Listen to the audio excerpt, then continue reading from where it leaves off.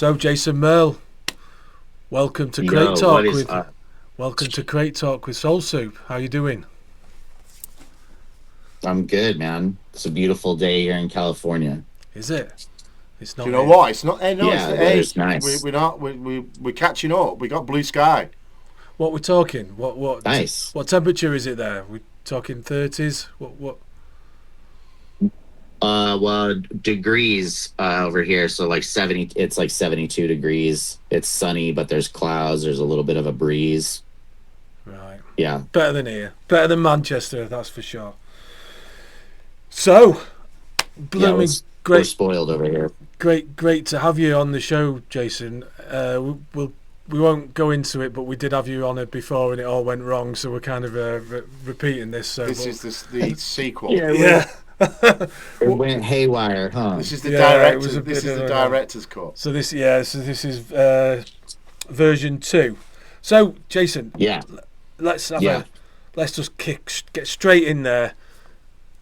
How did it all begin? Talk us through where it all started for Jason Merle. How I heard house music for the first Yeah, time, well, or yeah. How did you get into this? How did you get into DJing, into the production um, side of things? What's your it story? all happened. It all kind of happened through tending bar. I tended bar for most of my life, and I was tending bar at TGI Fridays, and I met a guy that was working at a club in a different neighborhood, and they had a Wednesday night house night, and it was like the slowest night of the week. But so I got on there as a rookie, tending bar there, and so I heard the music for the first time in that sort of situation in a club, um, and I had to figure out what they were doing. Like I was so curious about the DJ and like how they were making these tracks, blend together and stay constant through the whole time. And so the end of the shift one night, I asked him to show me the knobs, and it was on an old Rain 24 Oh yeah. Oh wow. rotary. Yeah, 60s now uh, is this? yeah, Ignore right. it. And Pretend you didn't hear so that. yeah, so end of a shift one night, they taught me the knobs, and I played all night into the next morning. Oh And wow. after that, it was over. So Yeah, I was addicted. did you pick up beat matching quite quickly then? I mean, fairly quickly, I guess. I mean, beat matching is a lifelong Yeah. adventure, Yeah. right? Yeah. True. So, True.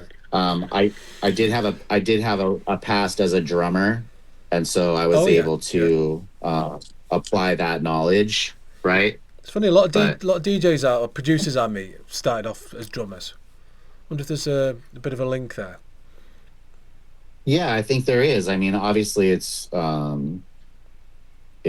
rhythmically Yeah. dominated, Yeah. right? To mix as a DJ, you really have to be Yeah. Yeah. paying attention to the Yeah. percussive notes, Yeah. Timing and is really knowing important. phrasing to Yeah. play clean. Yeah. Yep.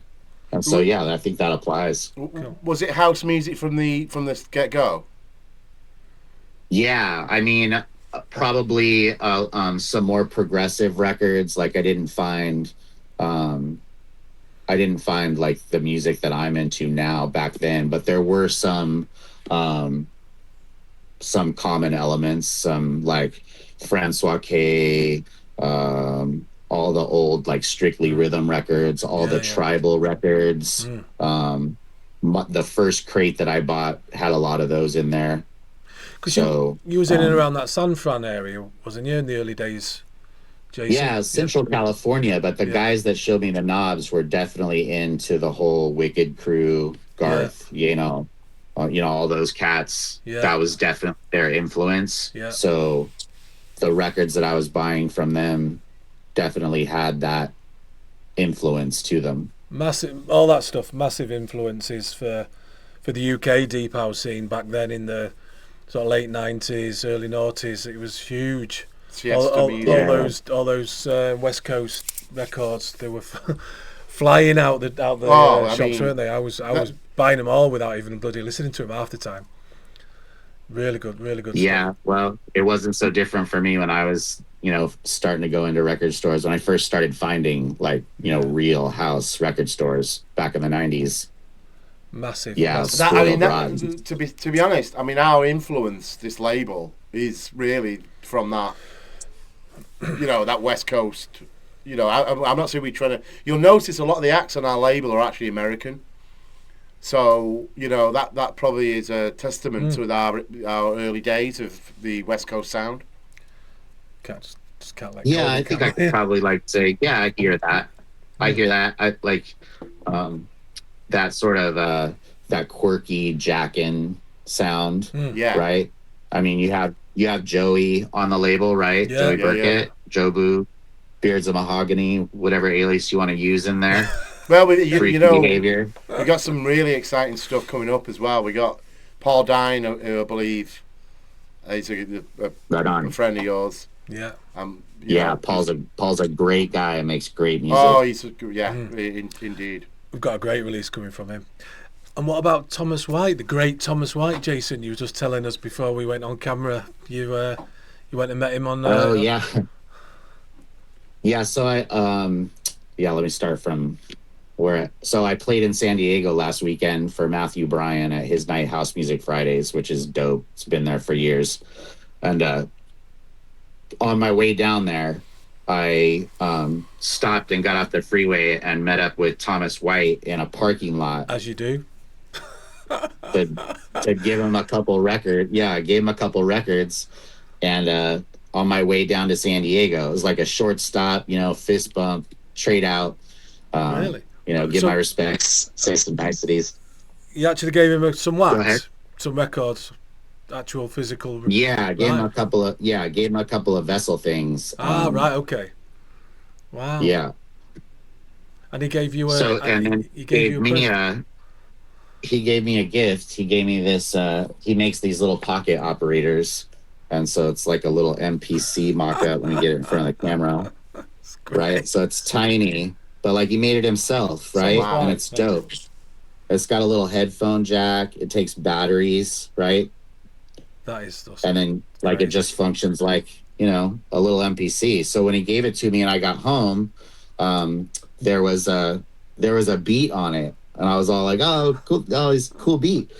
And the following morning, I was still thinking about it, and so I jacked it in through my, interface and recorded it into my DAW, and ended up making a track with it. Wow. Amazing. And is he aware of Yeah. this? Yeah, I actually sent it to him after I had just worked on it for like 3 or 4 hours, right? Like not even ready for anyone to hear. But I was like, dude, I just wanted to say how much I appreciate the gift and how good it was to see you, all the, that stuff. And then I sent him the couple hours worth of what I'd worked on. What are you going to call the track? The Taco Bell Well, car right now park. there's a sample on it because I was listening when I met him on the freeway that day. I was listening to Tribe Called Quest album, Okay. their last one, and so there was a sample on there that I was like, man, I think I'm gonna use that, and I had sent a note to myself like, hey, go grab this sample, and so I went and grabbed it and put it in there because I felt like it made sense, right? Like I was listening to that album when I saw him. He gave me there's this beat on there, so I put it in there. So it's just a little thing that says this motherfucker's got rhythm. That's it. It's fate, dude. Right. So That's soon. We're signing it up. Contracts. Right. Contracts in Yeah, the I mean, post. I'll solo it out there. That MPC Let me you've got solo there, it out. that'll be in a museum in a few years. Yeah. Here we go. You'll hear it here in a second.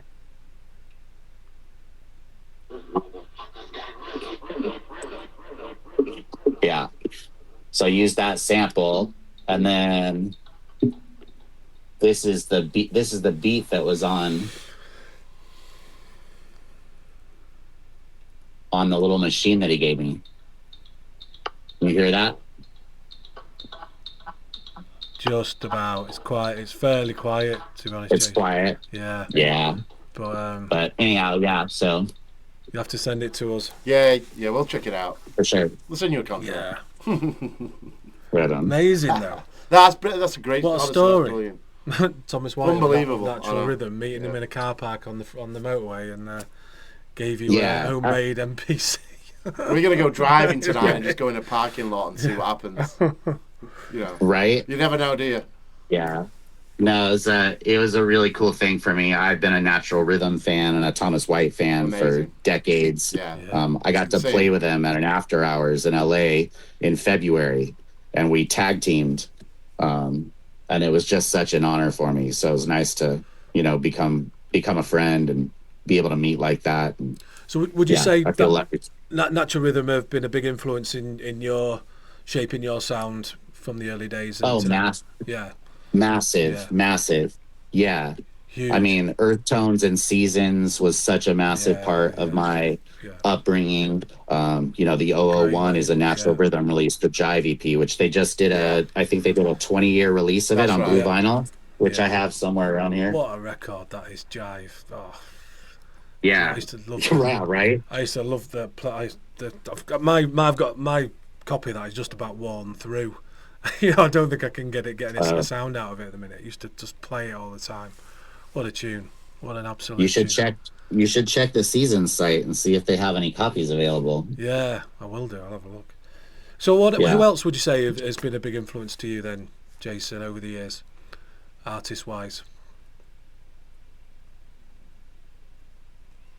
Um, well, I think when I first started finding record stores and started going to parties in the Bay Area, that was a real shift, right? Instead of the maybe just hearing the sounds of people that had showed me how to play, all of a sudden I was starting to find people on my own, right? The addiction had set in. Mm, And so I was going to record stores like Clear and Tweakin' and Primal, all Bay Area record stores, and so those sounds quickly started filling up my bag. And in that moment, Panhandle, Greyhound, yeah, even the Naked Music and Ohm were all yeah, new. yeah.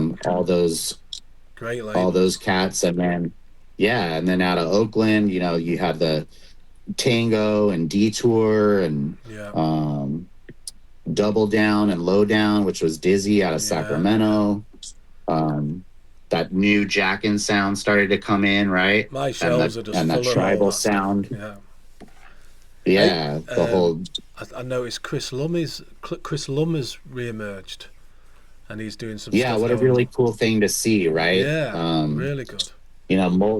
Molten was a studio back in the Yeah, day, not a label, yeah, right? yeah, And Chris Lump owned and operated that studio, and Yerba Buena Discos, which was originally Hometo and Cubase Dan's label, yeah. had a studio space in Molten, Okay, which was Chris's, right. right? Okay. And I was lucky enough to get to work on tracks with Cubase Dan in there in Wow, Yerba Buena Disco's studio. So those old releases with me and Cubase Dan were all done in the Molten wow. building.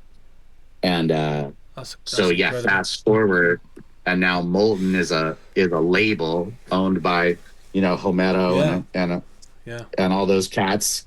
yeah. And now Chris Lum is reemerging to be part of Molten. Brilliant news Um, that. so just a beautiful backstory, Yeah. very, very rich in history. And I think everybody's just really Oh, massively. excited and Oh, heart warmed up to see that sort of thing happen. yeah, huge, huge Yeah, news. yeah, for sure. So, talking about technical side of things, um, with talk us through the sort of equipment, the hardware, software, everything. What's your go-to sort of stuff that you usually use? Yeah. Well, my operating system, I use Ableton. Um, I have just a simple, I have a pretty good audio interface by UA. I have a pair of KRK V8s, Okay. a pair of Alesis MK2s um, that have 6-inch speakers on them and a little top. And then I have a pair of KRK 5s as well. And So, Wow. so I use a combination of those. so do you mostly use this VSTs and so on? Do I use plugins? Is that what you're asking? Yeah, sorry, yeah. Um, I tend so I took two classes early on when I got back involved. One from Fred Everything and one from Wow. JJ. And both of them were strongly encouraging that you don't go out and waste a lot of money and time on a bunch of plugins. You want to learn the basics of the program first. Use all the basics that are in your DAW and learn those basic knobs. And then when you start to have a firmer control of those, when you go out looking for a plugin, you're not spinning your wheels. You know what you're looking for. You know what the plugin needs to do. Yeah. Right. It's, so it's interesting you say that, because as I mentioned, I mean, with Justin from a production perspective, and I'd brag that I've got a new VST, and he'd be like, "Well, you don't need it." So congratulations, you've got everything you need. It was like this mission to, at the beginning, to get as many plugins as possible, but half of them aren't used. So I agree with that statement. When you're producing, especially in the beginning, it's kind of like having a new record in your bag, right? Oh yeah, I got that. Yeah, exactly. Yeah. Yeah. And I get that. And that there's a value in that, right? You're hyped up, you're learning. I get that. I did it too.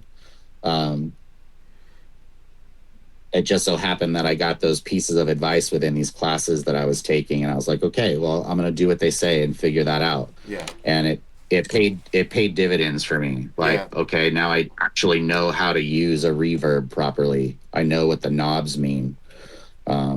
Instead of fumbling around and happy accidents all the time. Because I learned the hard way by, almost purchasing them and not using them.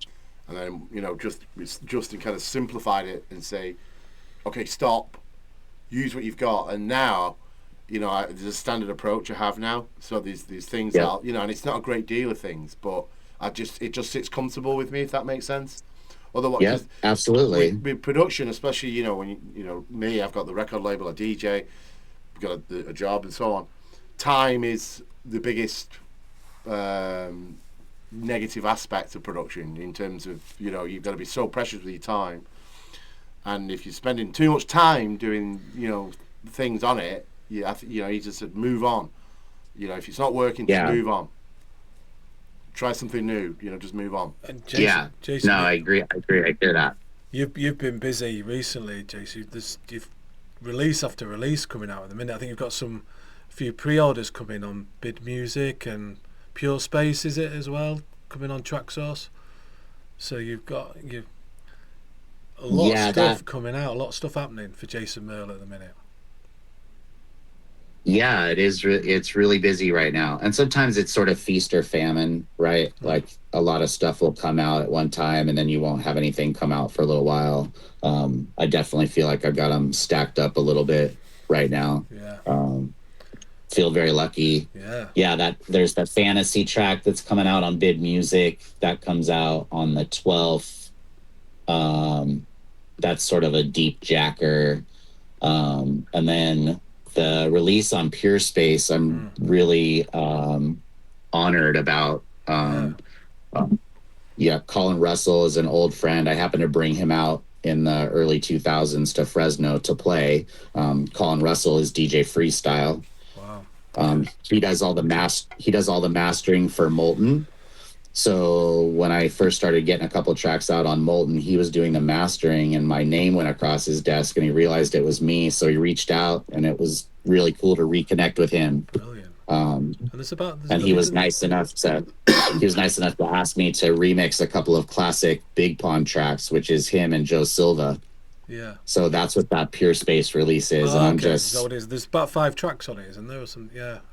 There's 6. There's 3 versions of 2 tracks. Yeah. So you've got the full on, and then an instrumental, and then a beats version of each of the 3 tracks. Yeah. Yeah. But it was really cool to work with Colin on that. He's a really talented engineer and master. So to be able to do a track for him and send him the stems and hear him engineer them and guide me along the way on things that I can get better at was a real, just an honor. I can't believe the release is coming out. I hope they're okay. Well, I don't even have time to think about if they're good. Like I hope that they're worthy I've got it on pre-order, so of those guys. definitely. But what about like, the last release for us, the one with Coulier? I said that right? Coulier. What we used to do It's with cool. It's Coulier. It's like Coulier, it's I always say French. yeah. Do you know we had Coulier, yep. we struggled with the spelling of it as well. Kept getting it wrong. It was actually Right? some fun. It got it wrong, and I was really stressed out. That was But that's the most stressful release we've have done. a lot of noise around that release, though. But it was an absolute amazing. Yeah, with Boo Williams on there as well. How did that come about? Yeah, that on one Boo's on the one track. The other one's just Coulier and me. Yeah. So yeah, what we used to do has a Boo Williams interview that I had sampled, and then found out a couple months later after I had made the track and submitted the track to you guys. Like it was already yours, right? And then I figured out that was like, wait a minute.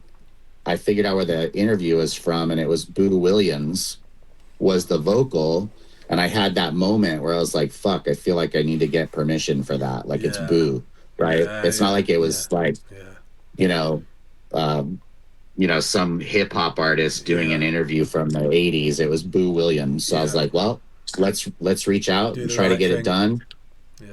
Yeah, and he was really nice about it, and you guys were really cool about it to support me trying to get do it the right way, and it all worked out.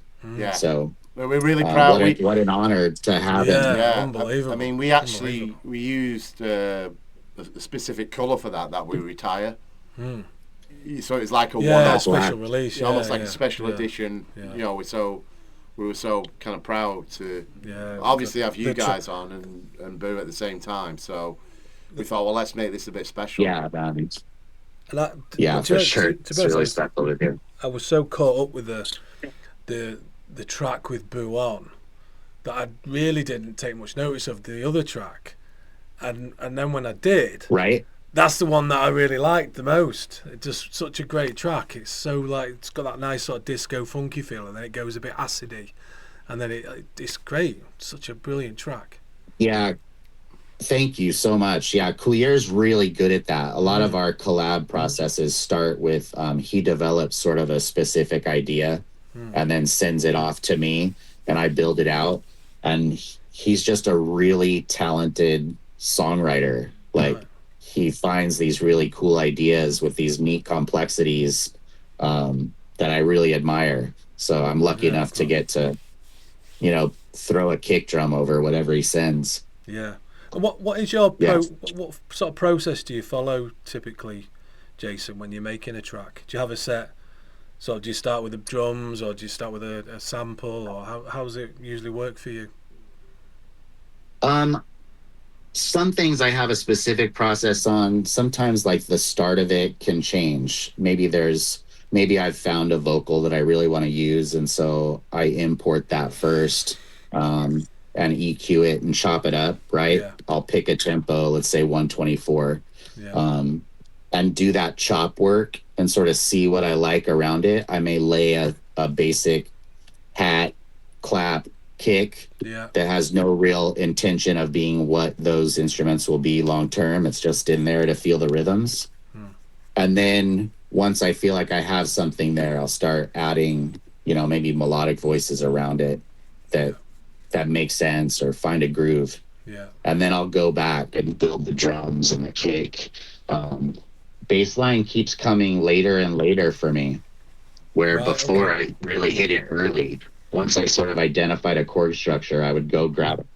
I would make a bass line, and that's really changing. Sometimes I'll lay a bass note on the one, just like a bass of the chord, right? The bass note, and build the track and make the track be like something that I like before I've laid a bass line. Then when I go back to lay the bass line, I feel like I can really lay in the cut and make a bass line that like accentuates what's happening. If that makes sense. Yeah, absolutely. How do you know do you have a process that you follow when to confirm that something's finished?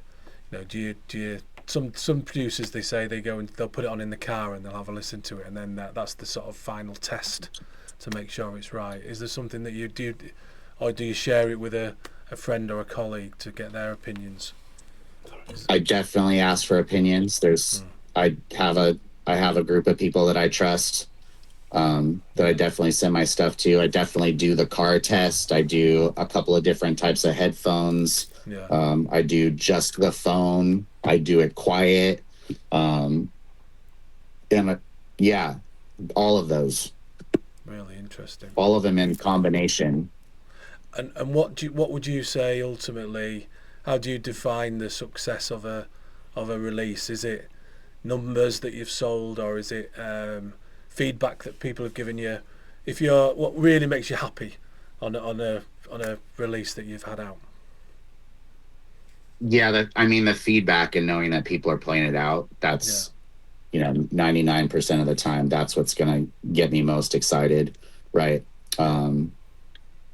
But I think most people that say that they don't care whether it does well on whether it's a vinyl release or a digital release, or whether it's track source or beatport, of course we want to see those little bits of hitting the charts or hitting the top 100. Yeah.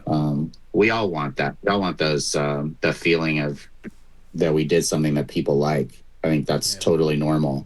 I think it's trying to have an adjusted, healthy view of what it means when it does and what it means when it doesn't. Sometimes something will hit that you swore was not going to hit. Sometimes the opposite. Yeah. For me, most of the time, it's like, if I like it, it's not going to do well. If I don't like it, it'll probably do well. But yeah, I just try to keep a healthy outlook on it. Like, I love it when it happens. Yeah. But you start to do more releases and you realize, like, okay, great, you made it to the top 40. Now watch the slide, because they all do the slide down, right? Yeah. And so don't get too full of yourself when something's high up in a number, because at any given moment you can go check and it'll be gone. It's crazy, isn't it? It really is. Yeah. Sometimes you think, oh wow, this is doing brilliantly, and then all of a sudden next day you go back on, where is it? Where's it gone? Yeah. So it's like, it's cool to check it out, but I don't let it I don't let it influence my decisions at all. Yeah. Like, I'm happy in the lab, and I make what I love in the lab. Yeah. And I feel really lucky that other people want to put it on their label and do hard work to show it to people. And I take that win every time. But I ain't changing what I make for nobody. Good. Unless it's for the mastering guy. Yeah. No, that's good. Yeah, I agree with that approach.